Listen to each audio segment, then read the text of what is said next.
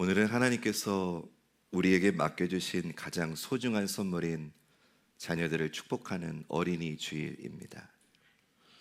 이 특별한 날 저는 여러분들께 한 가지 진지한 질문을 드리고 싶습니다.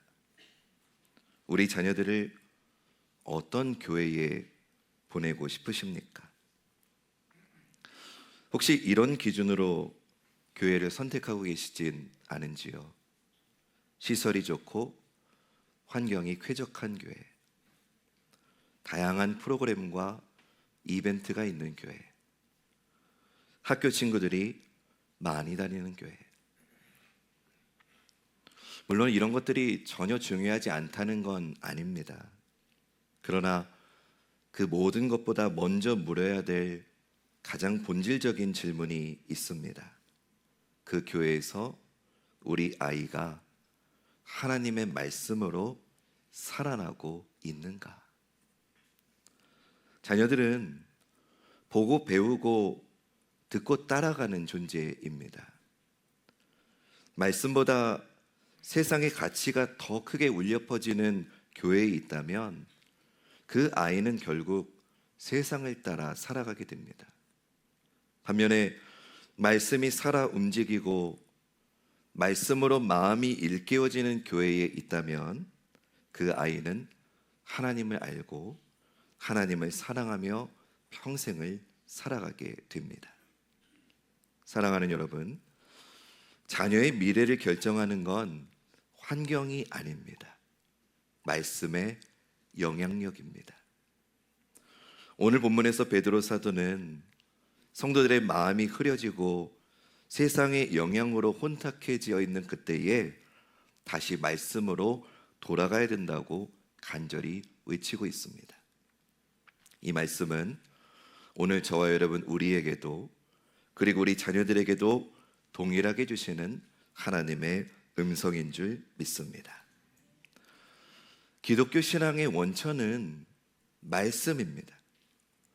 막연한 종교심을 가지고 하나님을 믿는 것과 성경에 계시된 하나님을 믿고 성경의 하나님을 사랑하고 따라가는 것은 천지 차이입니다. 성도는 말씀을 믿고 말씀대로 살도록 부름받았습니다. 성도의 삶과 신앙은 전적으로 말씀의 영향을 받고 말씀을 통해서 성장과 성숙을 이루어 갑니다.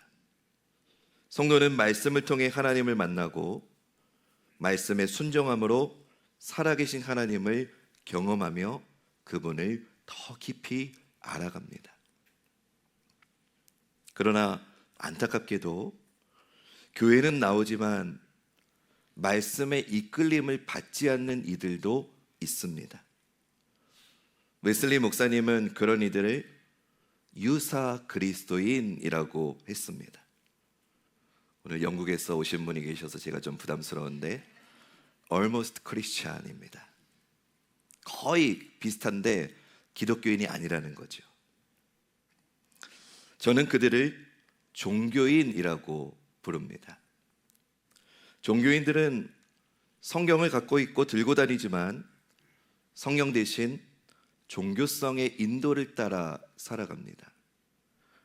그들의 삶을 지배하는 건 성경의 진리가 아니라 세상의 목소리와 자기 안에 타락한 본성, 그리고 그것을 부추기는 타락한 종교성입니다. 그렇게 그들은 결코 살아계신 하나님을 만나지 못합니다. 내가 지금 바른 믿음의 길을 가고 있는가? 바른 성도의 삶을 살고 있는가? 이것을 살펴보려면 내 삶이 말씀에 얼마나 영향을 받고 있는지를 보면 알 수 있습니다. 성도들에게도 세상의 목소리가 들립니다. 성도들에게도 타락한 본성의 요구가 있습니다. 그러나 그 모든 것보다 성도의 삶을 움직이게 하는 더 강력한 영향은 바로 성경의 진리입니다. 성경의 진리가 타락한 본성의 욕구와 세상의 목소리보다 더 크게 성도의 삶을 좌우합니다. 그 역할을 하는 것이 바로 교회이고 그 역할을 맡은 자가 목회자입니다. 여러분, 왜 교회가 중요합니까? 왜 목회자가 중요합니까? 늘 세상의 헛된 가치관과 타락한 본성의 욕망에 노출되어서 영향을 받는 성도들을 다시 진실한 마음으로 일깨워서 하나님 말씀 앞에 세우고 말씀의 영향을 받아 살게 하는 것이 교회이기 때문입니다. 그 일을 맡은 자가 목회자이기 때문입니다. 지금 베드로의 편지를 받고 있는 독자들은 본도, 갈라디아, 갑바도기아, 아시아, 비두니아에 흩어져서 어려운 환경 중에도 하나님을 믿고 사는 성도들입니다. 베드로는 첫 번째 편지를 통해서 이들에게 허락된 여러 가지 고난의 의미를 설명했습니다. 성도는 힘들고 어렵지만 고난을 통해서 이 땅에 속한 허황된 욕망들을 버리고 장차 받을 하늘에 간직된 유산, 곧 썩지 않고 더럽지 않고 쇠하지 않는 하나님의 기업을 받기에 합당하도록 연단되어 가는 사람이다라고 가르쳐 주었습니다. 고난을 통해 성도는 자기를 사랑하는 죄된 삶에서 벗어나서 보지 못하는 주님을 사랑하게 되고 말할 수 없는 영광스러운 즐거움으로 기뻐하는 자리로 이끌려간다라고 가르쳐 주었습니다. 이렇게 여러 가지 시험을 통해서 성도들의 믿음을 보호하시면서 구원의 영광으로 우리를 인도해 가시는 하나님의 지혜와 능력은 천사들도 살펴보기를 원할 정도로 놀라운 것이다라고 우리에게 알려주었습니다. 근데 여러분, 이런 가르침이 세상 사람들이 볼 때는 이렇게 사는 것만큼 어리석어 보이는 일이 없을 겁니다. 어떻게 그렇게 사냐고 물을 수도 있습니다. 그러나 그럼에도 이렇게 사는 것이 성도의 영광이고 하늘의 보상임을 가르쳐주고 도전하는 사람들이 바로 교회의 목회자입니다. 그런데 목회자라고 하면서 성도들에게 이렇게 가르치지 않는 사람들이 있습니다. 말씀대로 믿지 않고 말씀을 따라서 살지 않는 사람들이 있습니다. 성경은 그런 이들을 거짓 선생들이다라고 말합니다. 이들은 성경의 진리가 아니라 타락한 종교성대로 살도록 부추깁니다. 신앙이라는 이름으로 세상의 목소리와 자기 안의 본성을 더 추구하고 집착하게 만듭니다. 고난 없는 것이 복이고 마음대로 죄짓고 사는 것을 자유라고 가르칩니다. 이들은 성경이 말하는 내세 마지막 때를 믿지 않습니다.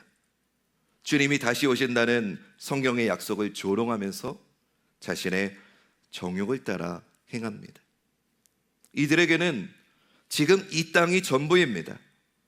그래서 성도들에게 여기서 잘 되고 여기서 자신의 뜻을 펼치는 게 가장 중요하고 그것을 위해서 하나님의 이름과 신앙을 동원하도록 가르칩니다. 이들은 굳세지 못한 영혼들을 유혹한다고 합니다. 이들은 물 없는 샘이고 이들은 광풍에 밀려가는 안개와 같다고 합니다. 그들 안에 예수 그리스도의 생명이 없고 진리가 없습니다. 이들은 타락한 종교성으로 자신의 욕망을 더욱 교묘하게 포장해서 사람들을 미혹하게 하는 거짓 선생들일 뿐이고 욕망의 노예들일 뿐이다라고 성경은 우리에게 말해줍니다. 교회는 이들을 분별해야 됩니다. 그런데 베드로는 사랑하는 성도들이 이들의 가르침의 영향 아래 영향을 받고 있다는 안타까운 소식을 듣게 됩니다. 그래서 두 번째 편지를 쓰게 되는데 그게 바로 우리가 주일마다 보고 있는 베드로 후서입니다. 베드로는 이 두 번째 편지에서 자신의 죽음이 임박했다는 걸 알면서도 마지막 생명의 불꽃을 태워서 간절한 마음을 담아서 성도들에게 권면합니다. 자신이 아직 살아서 육신의 장막에 있을 동안에 성도들을 어떻게든 일깨우기 위해서 이 편지를 쓴다고 말합니다. 그것이 오늘 우리가 읽은 본문 베드로서 3장 1절과 2절 말씀입니다. 우리 함께 읽어볼까요? 시작.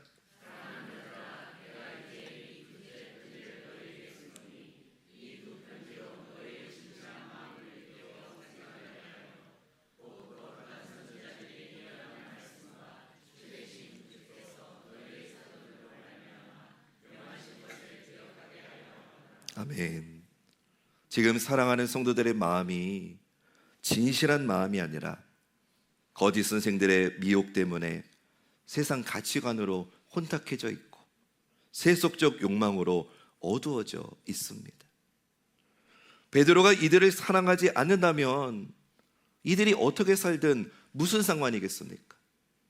그런데 너무나도 사랑하는 사람이 미혹되어서 마음이 혼탁해져 있으니 그냥 내버려 둘 수가 없었던 겁니다. 베드로 사도는 이들의 마음이 다시 진실한 마음, 순전한 마음으로 일깨워져서 하나님께서 선지자들을 통해 주신 말씀, 사도들을 통해 주신 말씀 앞으로 돌아서야 된다고 말합니다. 그래서 말씀을 생각하고 말씀을 기억하여서 말씀을 따라 살고 말씀대로 믿는 신앙으로 회복되어야 된다라고 권면합니다.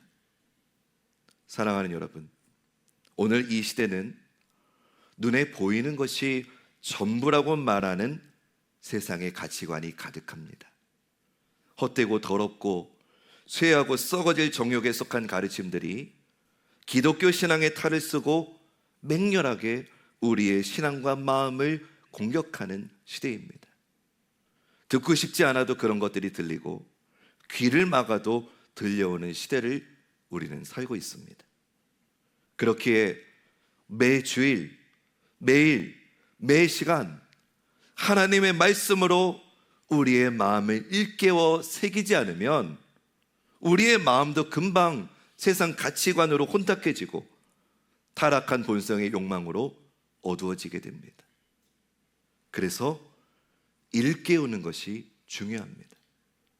하나님을 예배하고 말씀을 들으면서 세상의 그릇된 가르침과 욕망으로 때묻은 우리의 마음을 진실한 마음으로 다시 일깨워야 됩니다. 무엇보다도 바른 예배가 중요합니다.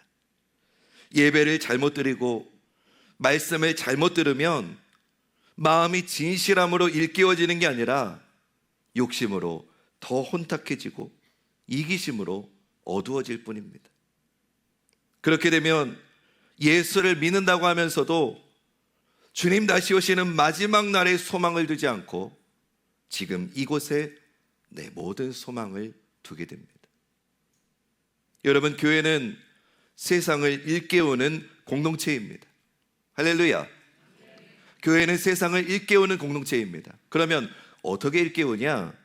일깨우려고 노력해서 일깨우는 게 아니라 간단합니다.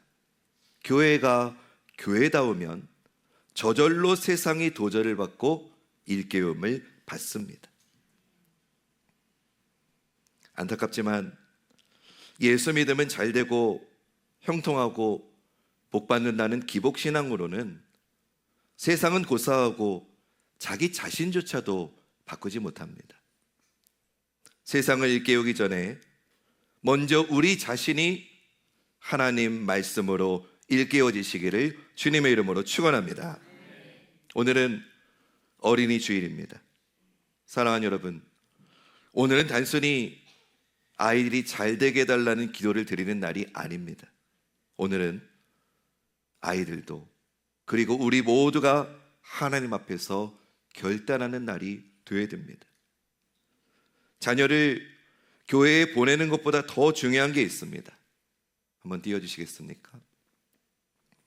어떤 교회에 보내느냐, 어떤 말씀을 듣게 하느냐, 부모가 어떤 믿음의 모습을 보여주느냐입니다. 이런 말이 있더라고요. 자녀는 부모의 등을 보고 자란다.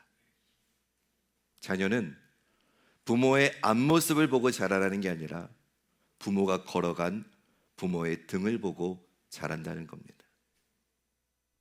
부모가 말씀 앞에 서면 아이들도 말씀 앞에 섭니다. 그러나 부모가 세상을 따라가면 아이들도 세상을 따라갑니다. 부모가 예배를 소중히 여기면 아이들도 예배를 소중히 여깁니다. 사랑하는 여러분, 우리는 우리의 자녀들을 성공하는 사람으로 키우기 전에 말씀으로 사는 사람으로 키워야 될 줄 믿습니다. 왜냐하면 말씀으로 사는 사람은 흔들리지 않기 때문입니다. 말씀으로 사는 사람은 끝까지 무너지지 않기 때문입니다. 세상의 성공이 나쁘다는 게 아닙니다. 그러나 분명한 건 세상에서 아무리 성공해도 말씀 위에 서 있지 않으면 그 사람은 언제든 무너질 수 있다는 겁니다.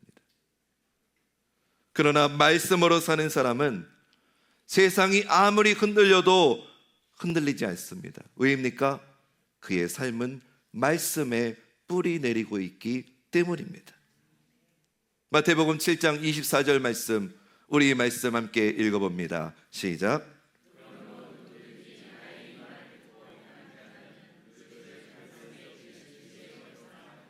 아멘. 오늘 이 어린이 주일에 우리 모두가 하나님 앞에 이렇게 결단하면 좋겠습니다. 주님, 우리 자녀를 말씀으로 키우겠습니다. 말씀으로 살아나는 교회에 우리 자녀를 맡기겠습니다. 그리고 무엇보다 내가 먼저 말씀으로 살겠습니다. 우리 여기 노란색으로 되어 있는 부분, 여러분들의 고백으로 한번 선포해 보시죠. 시작. 아멘입니까? 내가 먼저 말씀으로 살면 하나님께서 우리 자녀들의 인생을 붙들어 주십니다. 내가 먼저 말씀으로 살면 세상의 유혹 속에서도 믿음을 지키는 자녀로 하나님이 우리 자녀들을 지켜 보호하여 주십니다. 세상이 줄 수 없는 참된 평안과 기쁨과 소망 가운데 우리 자녀들이 하나님의 사람으로 굳게 설 수 있는 이 어린이 주일 되기를 주님의 이름으로 축복합니다. 처음 질문으로, 그리고 오늘 설교의 제목으로 돌아갑니다. 사랑하는 여러분, 우리 자녀를 어떤 교회에 보내시겠습니까? 말씀이 없는 곳 아니라 말씀으로 살아나는 교회로 여러분들의 자녀를 보내시기를 바랍니다. 성공을 가르치는 곳이 아니라 하나님을 알게 하는 교회로 여러분들의 자녀를 이끌어 주시기 바랍니다. 오늘 그 믿음의 선택을 우리 모두가 함께 하기를 주님의 이름으로 축원합니다.